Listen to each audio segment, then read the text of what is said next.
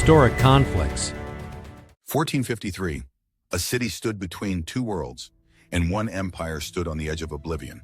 For over 1,000 years, Constantinople had been the shining beacon of Christendom in the East, a city defended by walls so formidable that centuries of enemies had broken themselves upon them.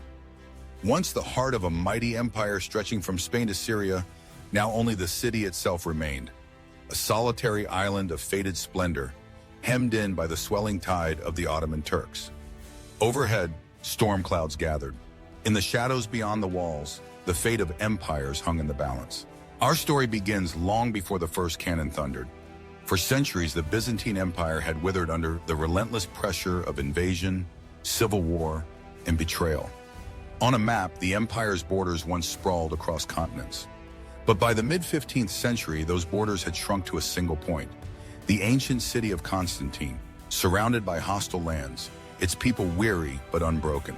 In the east, a new power was rising. Sultan Mehmed II, just 21 years old, had ascended to the Ottoman throne. Brilliant, ambitious, and ruthless, Mehmed was possessed by a singular vision: to take Constantinople, the greatest Christian city in the East, and make it the jewel of his growing empire. To the Ottomans, it was the red apple, the ultimate prize, the gateway between Europe and Asia, mythic and magnificent. Mehmed knew that to claim Constantinople would be to claim history itself. He assembled an army, the likes of which the world had rarely seen. By some accounts, 60, 80, even 100,000 men. Janissaries, Sipahi cavalry, engineers, and sappers. But it was not just numbers that made this army formidable. Mehmed brought with him the future of warfare.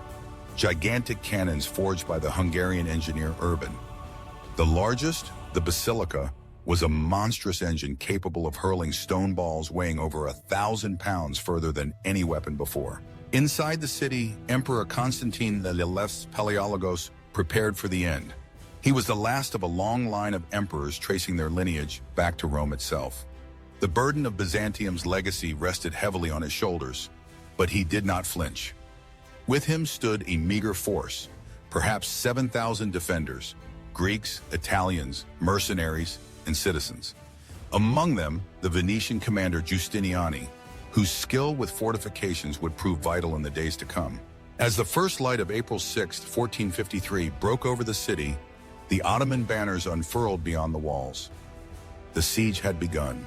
The Theodosian walls, triple-layered and bristling with towers, had defended Constantinople for 1,000 years. But now, for the first time, they faced a new and terrible weapon. Day and night, Mehmed's cannons roared. The basilica shuddered with every shot, each detonation sending a ripple of fear through the defenders as the ancient stones buckled and burst under the relentless barrage. Dust and thunder filled the air, the earth trembled. But the Byzantines answered with courage. Archers and crossbowmen lined the ramparts, loosing volleys at the attackers. Engineers worked through the nights, shoring up breaches with rubble and wooden palisades. From atop the walls, Greek fire, Byzantium's legendary weapon, a searing liquid flame, was hurled down on besiegers and ships alike, igniting the night with desperate fury. Across the Golden Horn, the city's great harbor, a massive iron chain stretched from shore to shore, a final barrier against Ottoman ships. As long as it held, the harbor was safe, and supplies could trickle in from the sea. But Mehmed was undeterred.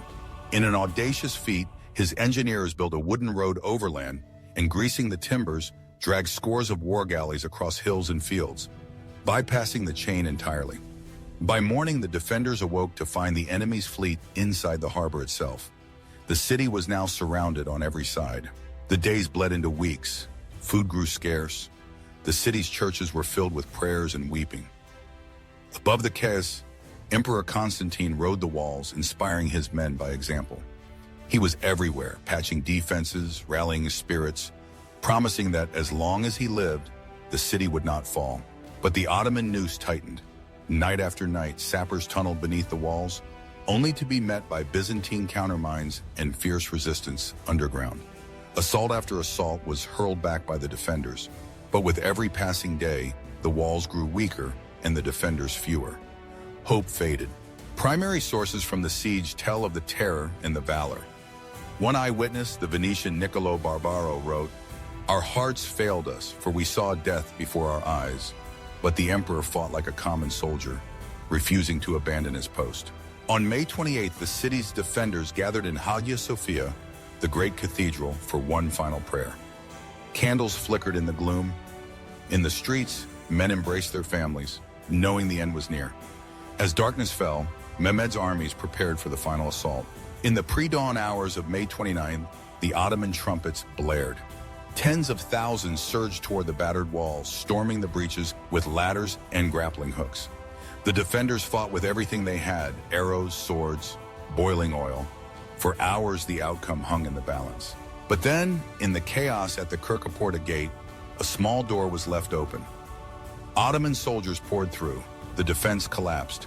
Emperor Constantine, refusing to flee, cast aside his imperial regalia and fought in the streets, sword in hand.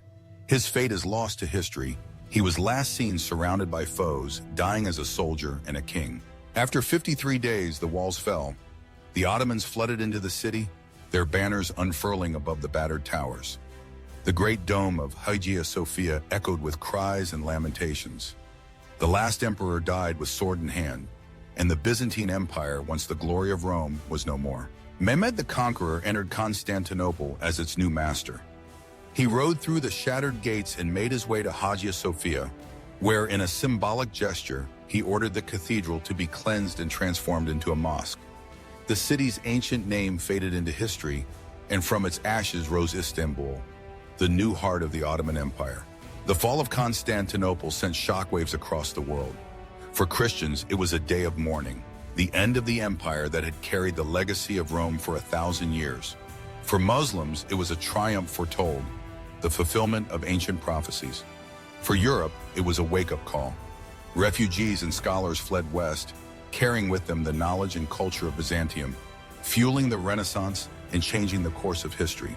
But the siege was more than the end of an empire. It was a turning point in the art of war. The thunder of Mehmed's cannons signaled the dawn of a new age, where stone walls would no longer guarantee safety, and gunpowder would reshape the battlefield. The Middle Ages, with its castles and crusades, faded into memory. A new world was emerging, one of empires, exploration, and unimaginable change. Today, Istanbul stands as a bridge between continents and civilizations. Its skyline is a living testament to all that has come before. The soaring minarets, the ancient domes, the winding streets where empires rose and fell. The echoes of 1453 linger in the stones and the stories, in the memory of a city that once stood between two worlds. As we gaze upon modern Istanbul from above, the faded cross of Byzantium and the crescent of the Ottomans overlay its ancient heart, a city both lost and reborn, where history is never far from sight. The fall of Constantinople marked the end of the Middle Ages and the rise of a new world. Thank you for respecting history. Don't forget to like, share, and subscribe so you don't miss any battles.